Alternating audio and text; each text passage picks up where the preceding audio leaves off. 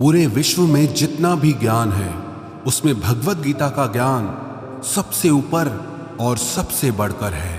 आपकी हर समस्या का हल भगवत गीता में छुपा हुआ है। आपके हर प्रश्न का उत्तर आपको भगवत गीता में मिलेगा। जिसे भी भगवत गीता का ज्ञान समझ में आ गया वो जिंदगी की बड़ी से बड़ी समस्या को भी हंसते हंसते पार कर जाएगा। सारे वेद शास्त्रों का सार भगवत गीता के ज्ञान में समाया है। सर्वो उपनिषदो गावो दोग्धा गोपाल नंदन पार्थो वत्स सुधीर भोक्ता दुग्धम गीतामृतम महत। इस श्लोक का अर्थ है कि सारे उपनिषद गायों का रूप हैं। सर्वो उपनिषदो गावो दोग्धा गोपाल नंदन, उन उपनिषद रूपी गायों को दोहने वाले स्वयं गोपाल नंदन श्री कृष्ण हैं। पार्थो वत्स सुधीर भोक्ता, और अर्जुन वो बछड़ा है जिसे श्री कृष्ण ने गीता का वो ज्ञानामृत पिलाया था। श्रीमद् भगवत गीता में कुल 18 अध्याय हैं और 700 श्लोक हैं। आज हम उसी श्रीमद् भगवत गीता के 18 अध्यायों की 18 शिक्षाओं के बारे में चर्चा करेंगे। जो भी इन 18 शिक्षाओं को समझ लेगा उसे जिंदगी का सारा ज्ञान समझ में आ जाएगा, जिंदगी का सार समझ में आ जाएगा। श्रीमद् भगवत गीता की पहली शिक्षा यह है कि सच्चा इंसान झूठे इंसान से तब तक नहीं जीत सकता जब तक वो झूठ, अन्याय और गलत के खिलाफ खुद लड़ने के लिए खड़ा नहीं होता। कई लोग कहते हैं कि आज के जमाने में झूठा जीत जाता है और सच्चा हार जाता है, लेकिन ये सच नहीं है। झूठा इसीलिए जीत जाता है क्योंकि सच्चा इंसान अपने प्रति होने वाले अन्याय के खिलाफ आवाज ही नहीं उठाता। अगर सच्चा इंसान अपनी आवाज नहीं उठाएगा तो लोग झूठे इंसान की आवाज को ही सच समझ लेंगे। पांडव सच्चे थे, हमेशा धर्म पे चलते थे, कभी जिंदगी में कोई अधर्म नहीं किया, फिर भी सबसे ज्यादा दुख उन्हीं को सहना पड़ा। सारा जीवन भर हमेशा बड़ों की आज्ञा मानते रहे, सब जानते हुए कि भी ये गलत है, ये अधर्म है, अन्याय है, फिर भी वो चुपचाप सहते रहे कि अगर हमारे बड़े हमसे कह रहे हैं तो हमें मानना ही होगा। बचपन से लेकर उन्हें हमेशा अधर्म और अन्याय का ही सामना करना पड़ा, जबकि उन्होंने कभी कुछ गलत काम नहीं किया, हमेशा सच के रास्ते पर चले, लेकिन फिर भी बदले में उन्हें सिर्फ दुख ही मिला, तकलीफ ही मिली। उसका कारण ये था कि वो अपने प्रति होने वाले अन्याय को, अधर्म को हमेशा चुपचाप सह लेते थे। लेकिन सहते सहते सहते एक दिन जिंदगी में ऐसा आया कि उन्हें उस अधर्म के खिलाफ आखिर में खुद खड़ा होना ही पड़ा, उस अन्याय के खिलाफ लड़ना ही पड़ा, हथियार उठाने ही पड़े। अगर वो उस अन्याय के खिलाफ, अधर्म के खिलाफ लड़ते नहीं तो शायद उन्हें कभी न्याय मिलता ही नहीं। दुर्योधन दुनिया को ये बता देता कि पांडव ही अधर्मी थे और वही सच्चा धर्मात्मा है। जो लोग ये कहते हैं ना कि सच्चाई का जमाना नहीं है, अच्छाई का जमाना नहीं है, वास्तविकता में उन्हें ये समझ नहीं आता कि चुप रहने का जमाना नहीं है, सहने का जमाना नहीं है। आप सच्चे बनो, बहुत अच्छी बात है, आप अच्छे बनो, बहुत अच्छी बात है, लेकिन भोंदू मत बनो। जब लोग किसी के गलत व्यवहार का खुद जवाब नहीं दे पाते फिर वो कहते हैं कि भगवान इन्हें खुद देख लेगा। अरे भगवान ने आपको भी तो बुद्धि दी है, आपको भी तो वाणी दी है। अगर भगवान को ही सब देखना है तो फिर आपका क्या काम है। भगवत गीता के पहले अध्याय का नाम है अर्जुन विषाद योग, जो अर्जुन के दुख से जुड़ा है। अर्जुन ने जब युद्ध भूमि में अपने रिश्तेदारों को देखा, भीष्म पितामह को देखा, द्रोणाचार्य को देखा, अपने चाहने वालों को देखा, तो अर्जुन की हालत ही खराब हो गई कि क्या मुझे युद्ध जीतने के लिए इन सबको मारना पड़ेगा। ये सब मेरे अपने हैं, मेरे रिश्तेदार हैं। अर्जुन श्री कृष्ण से कहने लगा कि इन सब से लड़ने से तो अच्छा है कि मैं सब छोड़ छाड़ के जंगल में चला जाऊं, सन्यासी बन जाऊं। उसने साफ साफ कह दिया कि मैं युद्ध नहीं करूंगा। तब श्री कृष्ण ने श्रीमद् भगवत गीता का दिव्य उपदेश अर्जुन को दिया, जिसे सुनकर समझकर अर्जुन युद्ध के लिए तैयार हुआ।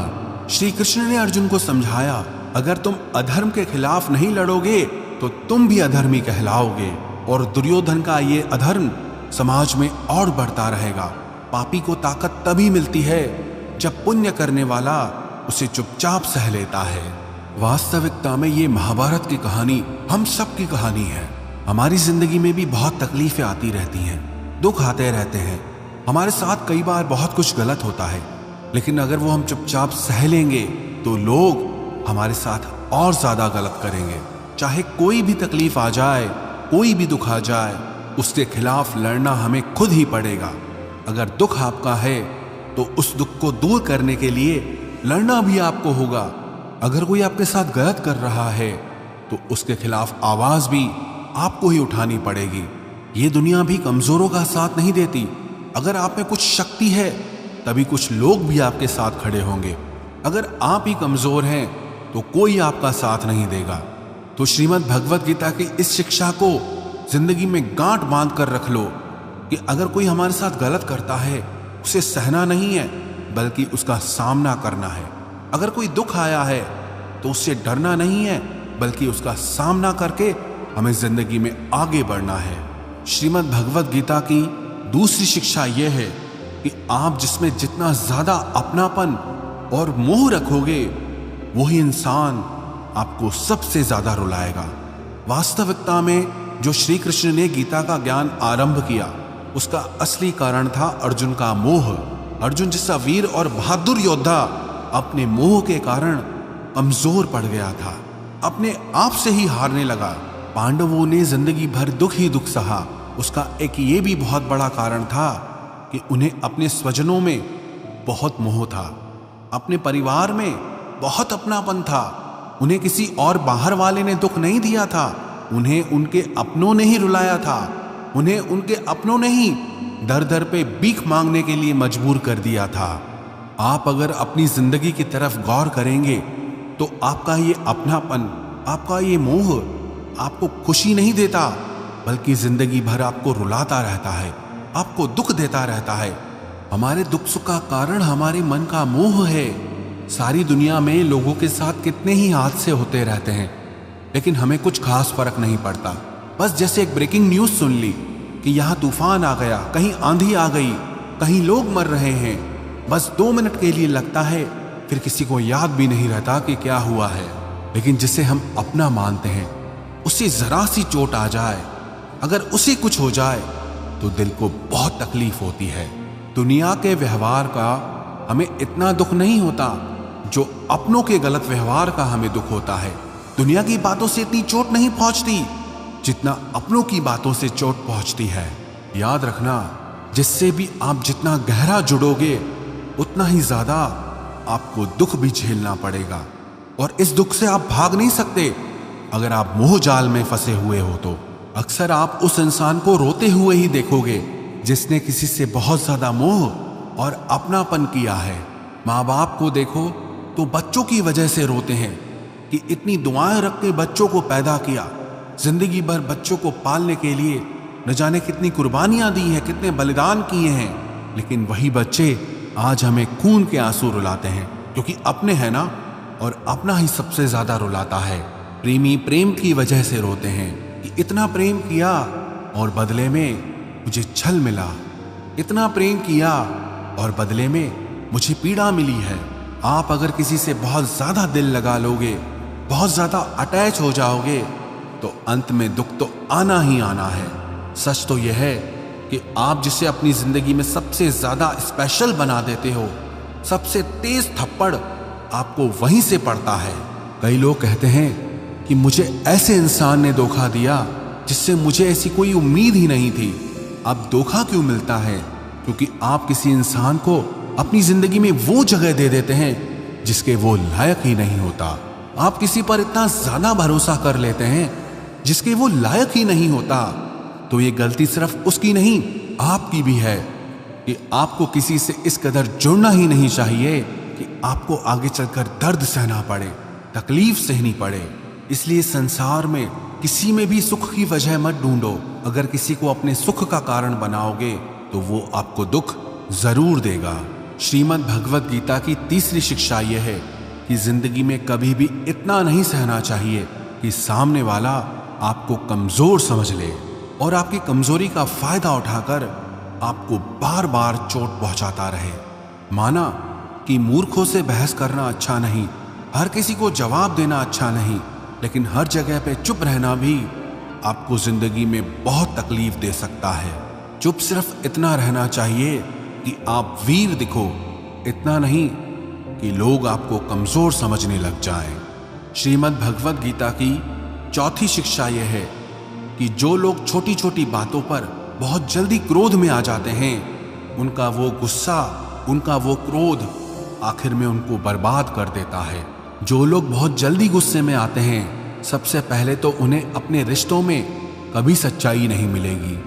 सब ऐसे लोगों से डरते रहते हैं कि न जाने उसको किस बात पे गुस्सा आ जाए। ऐसे ही लोगों के बारे में हम सुनते हैं कि अचानक से हार्ट अटैक आ गया, ब्लड प्रेशर हाई हो गया। ऐसे लोगों की जिंदगी ही छोटी हो जाती है। ऐसे लोगों को दुनिया मेंटली अनस्टेबल समझती है, शॉर्ट टेम्पर समझती है कि पता नहीं इसको कब क्या हो जाए, इसे कुछ ना ही बोलो तो अच्छा है। जैसे हर जगह पे चुप रहना ठीक नहीं, वैसे ही हर बात पे गुस्सा करना भी ठीक नहीं। कहाँ चुप रहना है, कहाँ बोलना है, इन सब बातों का ज्ञान, इन सब बातों का विवेक श्रीमद् भगवद गीता सिखाती है। श्रीमद् भगवद गीता का 5वां उपदेश यह है कि किसी भी चीज का अत्यधिक सेवन नहीं करना चाहिए। किसी भी चीज को इतना ज्यादा यूज मत करो कि आपको उसकी आदत लग जाए, आप उसके एडिक्ट बन जाओ। चाहे वो नशा हो, जुआ हो, ज्यादा खाने की आदत हो, ज्यादा सोने की आदत हो, या सारा समय पलंग पे पड़े रहने की आदत हो, या बहुत ज्यादा मोबाइल चलाने की आदत हो, या दिन भर टीवी देखने की आदत हो। ये आदतें ना आपको एक गुमनाम दुनिया में धकेल देती है, जहां सिर्फ आप अकेले ही होते हैं। आप कभी गौर करना, जिस इंसान को भी किसी चीज की बहुत ज्यादा आदत पड़ जाती है, वो अपने में ही खोया रहता है। कई लोग मोबाइल में इतने डूबे रहते हैं, उन्हें होश ही नहीं रहता कि बाहर की दुनिया में हो क्या रहा है, मेरे आसपास क्या हो रहा है। किसी चीज का उपयोग करने में और किसी चीज की आदत लगा देने में बहुत अंतर होता है, और यही विवेक आपको जिंदगी में रखना है।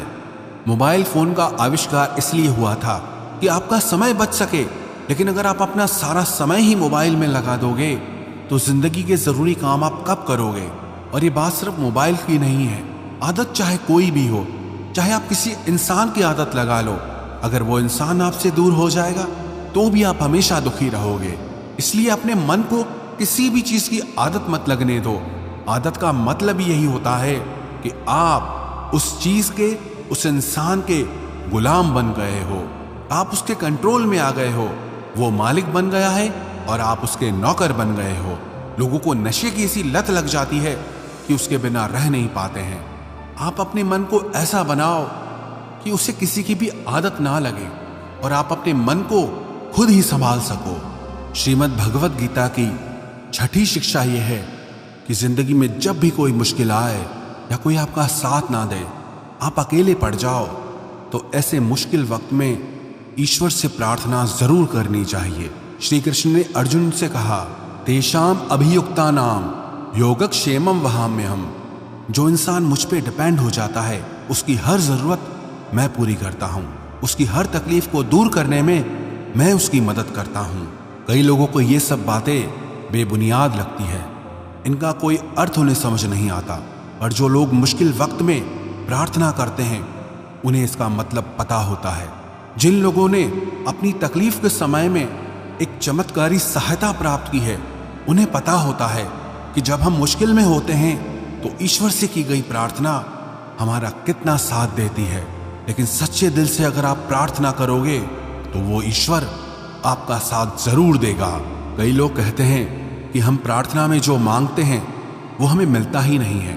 आप प्रार्थना कर रहे हो या भीख मांग रहे हो, प्रार्थना का मतलब होता है कि हे ईश्वर, मुझे शक्ति दो ताकि मैं अपने दुखों से लड़ पाऊं, उनसे बाहर निकल पाऊं, जिंदगी की मुश्किलों को पार करके आगे बढ़ सकूं।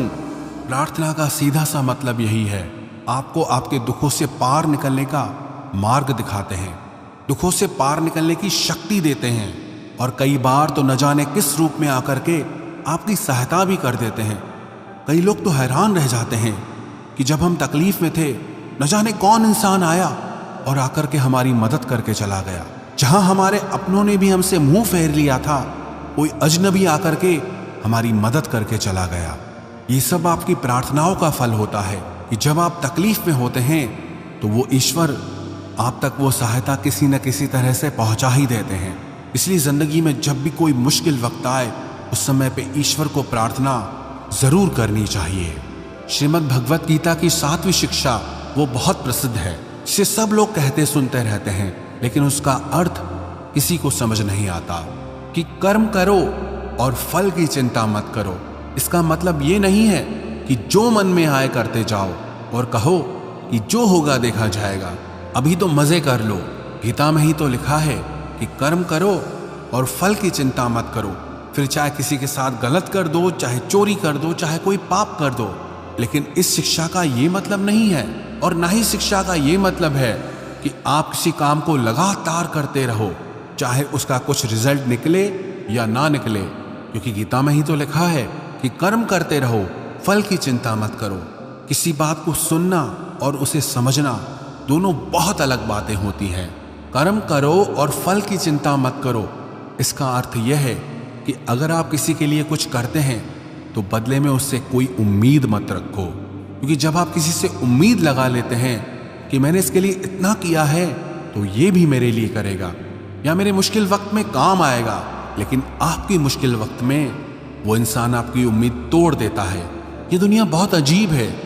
आप किसी के लिए कुछ भी कर लो, लेकिन आजकल के लोग किसी के एहसान को बहुत जल्दी भूल जाते हैं।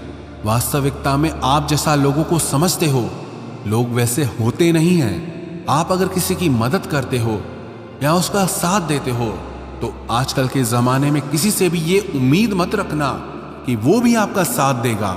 इसीलिए गीता में ये उपदेश दिया गया है कि कर्मण्येवाधिकारस्ते मा फलेषु कदाचन, कि आपका अधिकार सिर्फ कर्म करने का है, उसके फल पे आपका अधिकार नहीं।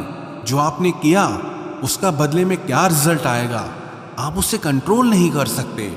इसका यही मतलब है, जब आप किसी काम को करते हो और इंतजार करने लग जाते हो कि मैंने इतना किया, अभी तक कोई रिजल्ट ही नहीं आ रहा है, लेकिन बदले में कुछ हो ही नहीं रहा है, तो अगर आप कुछ अच्छे कर्म करते हो तो चिंता मत करो कि अभी तक हुआ क्यों नहीं है, कब मेरे दिन बदलेंगे, कब मेरी जिंदगी बदलेगी। अगर इस चिंता में आप डूब जाओगे तो आपके कर्म का कोई अर्थ ही नहीं रह जाता है। लेकिन अगर आप अच्छे कर्म करते रहोगे तो उसका अच्छा फल आपको एक दिन जरूर मिलेगा। और कोई अगर बुरा कर्म करता है तो उसका फल भी आज नहीं तो कल उसे जरूर मिलेगा।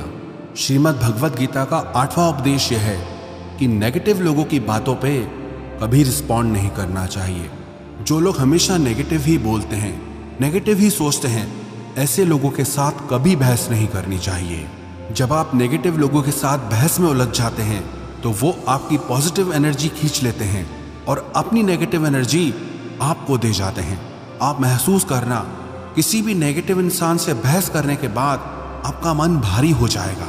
आप खुद को दुखी और परेशान महसूस करेंगे, क्योंकि आपकी पॉजिटिव एनर्जी वो लेके चला गया और अपनी नेगेटिव एनर्जी वो आपको देकर चला गया। तो जो इंसान हमेशा सबके लिए बुरा ही बोलता है, हमेशा सबके लिए बुरा ही सोचता है, ऐसे लोगों को पागल समझकर उन्हें छोड़ देना चाहिए। ऐसे लोगों से बहस करके आपको सिर्फ तकलीफ ही मिलेगी और कुछ नहीं मिलेगा। श्रीमद् भगवत गीता का 9वां उपदेश है कि जिंदगी में कभी किसी के भरोसे मत बैठे रहना कि ये मेरे काम आएगा, ये बुरे वक्त में मेरा साथ देगा, ये मुश्किल समय में मुझे संभाल लेगा। जो लोग किसी के आसरे बैठे रहते हैं ना, वो मुश्किल समय में हमेशा अकेले हो जाते हैं। इस दुनिया में कोई किसी का सगा नहीं है। हम रोज लोगों की कहानियां सुनते हैं कि अपने ही अपनों को चोट पहुंचा रहे हैं, मुश्किल वक्त में अपने ही अपनों को छोड़ के चले जा रहे हैं। तो भी अगर आपकी आंखें नहीं खुलती, आपको समझ नहीं आता, तो आप भी उसी दुख के रास्ते पे जा रहे हैं जहां सारी दुनिया जा रही है। लोग न कभी किसी का सहारा बने हैं न बन सकते हैं। आपका सहारा या तो आप स्वयं हैं या वो ईश्वर है। इसलिए अपने अलावा कभी भी किसी को अपना सहारा समझकर नहीं बैठना चाहिए। श्रीमद् भगवत गीता का 10वां उपदेश है कि सुख और आनंद इंसान के अंदर ही है, लेकिन इंसान उसे बाहर दुनिया में ढूंढता रहता है, उसके लिए भटकता रहता है। कहते हैं कि हिरण की नाभि में कस्तूरी होती है जिसमें से बहुत सुंदर सुगंध निकलती है, और उसे समझ नहीं आता ये खुशबू आ कहां से रही है। वो पूरे जंगल में भटकता रहता है, ढूंढता रहता है, कि ये खुशबू कहाँ से आ रही है, लेकिन उससे वो खुशबू कहीं बाहर नहीं मिलती, क्योंकि वो बाहर है ही नहीं, वो उसके अंदर ही है।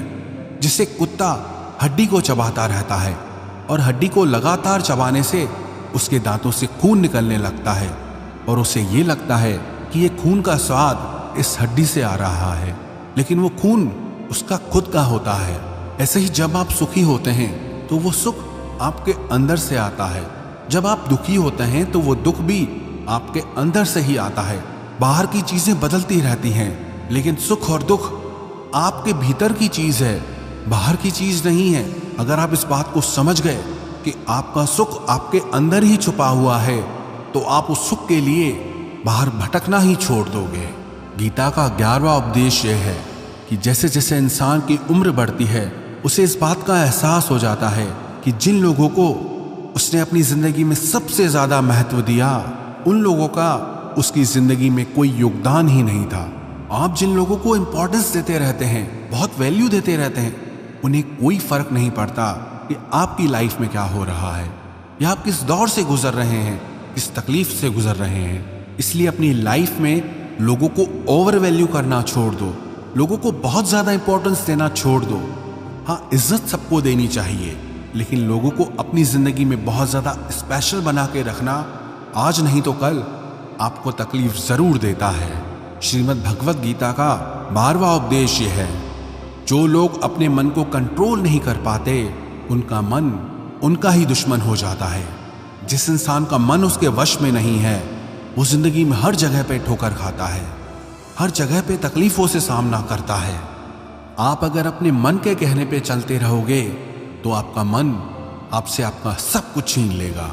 एक राजा था जिसे सारी दुनिया जगजीत बुलाती थी, क्योंकि उसने पूरी दुनिया जीत ली थी, लेकिन उसकी माँ कभी उसे जगजीत के नाम से नहीं बुलाती थी। उसने अपनी माँ से पूछा कि पूरी दुनिया मुझे जगजीत के नाम से बुलाती है, लेकिन आप कभी मुझे उस नाम से नहीं बुलाती। तो उसकी माँ ने कहा कि चाहे तूने पूरी दुनिया जीत ली है, लेकिन तूने अपने मन को नहीं जीता है, और जिस इंसान ने अपने मन को नहीं जीता है, मेरी नजर में वो इंसान हारा हुआ ही है। असली जगजीत मैं तुम्हें तब मानूंगी जब तुम अपने मन से जीत जाओगे। दुनिया से जीतना तो बहुत आसान है, लेकिन इंसान अपने मन से हार जाता है, अपने मन को नहीं संभाल पाता है। और जो इंसान अपने मन से जीत गया, वो पूरी दुनिया जीत सकता है। श्रीमद् भगवत गीता का 13वां उपदेश यह है कि दुख और सुख जीवन में मौसम की तरह आते रहेंगे। ना सुख हमेशा रहने वाला है और ना ही दुख हमेशा रहने वाला है। इसलिए दुख आए तो उससे घबराना नहीं चाहिए, और सुख आए तो उस सुख की खुद को आदत नहीं लगानी चाहिए। ये जीवन परिवर्तनशील है, यह सब कुछ बदलने वाला है, इसलिए चिंता मत करो। अगर कोई दुख भी है तो ये भी एक दिन बदल ही जाएगा। श्रीमद् भगवत गीता का 14वां उपदेश यह है कि जो होना है वो होकर ही रहेगा, और जो नहीं होने वाला वो कभी नहीं होगा। जो लोग इस बात को समझ जाते हैं, उन्हें कोई चिंता नहीं रहती, क्योंकि जो होने वाला है उसे आप रोक नहीं सकते, और जो नहीं होगा उसकी चिंता करने की कोई जरूरत ही नहीं है, उससे डरने की कोई जरूरत नहीं है। इसीलिए आप सिर्फ अपने लक्ष्य पर ध्यान दो, अपने जीवन का आनंद लो। क्या होगा क्या नहीं होगा, इस बात की चिंता करना छोड़ दो, क्योंकि जो आपके बस में नहीं है उसकी चिंता करके आप कभी सुखी नहीं हो सकते। श्रीमद् भगवत गीता का 15वां उपदेश यह है कि अच्छे कर्म करने के बाद भी लोग आपकी बुराइयां ही याद रखेंगे। आजकल लोगों को किसी की अच्छाई दिखती ही नहीं है। ये दुनिया बुराइयां देखने में माहिर है, इसीलिए लोग क्या कहते हैं, इस पे ध्यान मत दो, आप सिर्फ अपना कर्म करते रहो। दुनिया को देख करके अपने फैसलों को मत बदलो, या दुनिया को देख करके अपने फैसले कभी नहीं लेने चाहिए, बल्कि आप वो करो जो आपको सही लगता है। लोगों को क्या सही लगता है उससे आपका कोई लेना देना नहीं। लोग क्या कहेंगे उस पे आपकी कोई जिम्मेदारी नहीं है। आपके लिए क्या सही है, आप सिर्फ उस पर ध्यान देना सीखो। श्रीमद् भगवत गीता का 16वां उपदेश यह है कि अपने आप को ईश्वर के प्रति समर्पित कर दो, क्योंकि वो ईश्वर ही सबसे बड़ा सहारा है। जो भी कोई इस सहारे को पहचान लेता है, वो अपने हर डर, हर चिंता, हर दुख से आजाद हो जाता है। श्री कृष्ण ने अर्जुन से कहा, सर्वधर्मान परित्यज्यो मामेकम शरणम व्रज अहम त्वा सर्व पापेभ्यो मोक्षयिष्यामि मा शुच। कि हे अर्जुन, तू सब कुछ छोड़ करके मेरे पास आ जा, मैं तेरी हर तकलीफ को दूर कर दूंगा, तुझे हर वो चीज दूंगा जो तुझे चाहिए। जो लोग ईश्वर को अपना सहारा मानते हैं उन्हें कभी किसी का सहारा नहीं लेना पड़ता, और जो लोग दुनिया को अपना सहारा बनाते हैं वो हमेशा बेसहारा हो जाते हैं।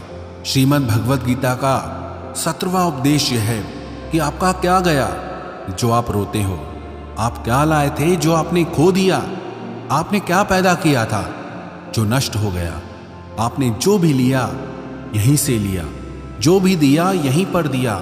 जो आज तुम्हारा है कल किसी और का था, और आने वाले कल में वो किसी और का हो जाएगा। तो क्यों दुखी होना, क्यों परेशान होना। इंसान खाली हाथ ही दुनिया में आता है और खाली हाथ ही इस दुनिया से चला जाता है। इसलिए चिंता और दुख को छोड़ के आनंद में जीना सीखो। श्रीमद् भगवद गीता का 18वां उपदेश यह है कि यो यथा माम प्रपद्यन्ते तांस तथैव भजाम्यहम्। श्री कृष्ण कहते हैं कि जो लोग मुझे मानते हैं उनके लिए मैं वास्तविक हूं, और जो लोग मुझे नहीं मानते उनको कभी मेरी शक्ति का एहसास नहीं होता। जो मुझे जैसे याद करता है मैं भी उसका वैसे ही साथ देता हूं। कोई मुझसे प्रेम करता है तो मैं भी उससे प्रेम करता हूं। कोई अगर सबको छोड़ के मुझे सहारा बनाता है तो मैं भी उसको कभी किसी का मोहताज नहीं होने देता। श्रीमद् भगवद गीता की इन 18 शिक्षाओं को जो भी इंसान समझ जाएगा उसकी पूरी जिंदगी बदल जाएगी। ये 18 शिक्षाएं आपको जिंदगी के हर मोड़ पे काम आएंगी।